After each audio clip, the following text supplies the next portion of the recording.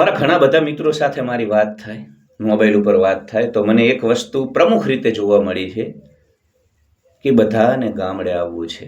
મારા મારા ચડ્ડી મિત્રો, લંગોટિયા મિત્રો જે અહીંથી શહેરમાં વસ્યા છે, એમને શહેરના લુચ્ચા લોકો વચ્ચે નથી ફાવતું, ત્યાંના સ્વાર્થી વાતાવરણમાં નથી ફાવતું.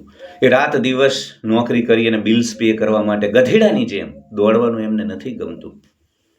કેમ કે એક 20 વર્ષ સુધી 18 વર્ષ સુધી માણસ જ્યાં જન્મીને મોટો થયો હોય ને એ ત્યાં જ મજા આવે. માત્ર વૃદ્ધોને નહીં, વૃદ્ધો તો ચલો એમના દીકરા દીકરીઓના કારણે કબૂતરખાના જેવા ફ્લેટમાં ફસાયેલા છે, પણ યુવાન માણસોને પણ જેનો ગામડામાં ઉછેર થયો હોય ને એને ગામડામાં જ મજા આવે. પણ ખાસ કરીને એક કડવું સત્ય છે, ઘણા બધા લોકો નહીં પચાવી શકે. બહેનો એમને પરત નથી આવવા દેતી.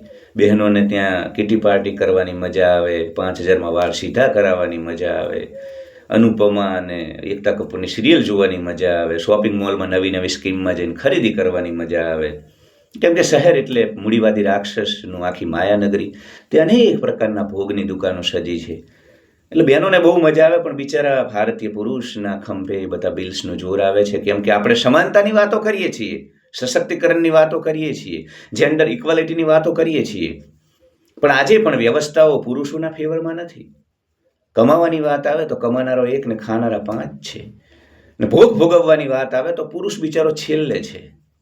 અને એ પોતે પણ બહુ એને એમ કે મારા પરિવાર મજા કરે, પત્ની મજા કરે, બાળકો.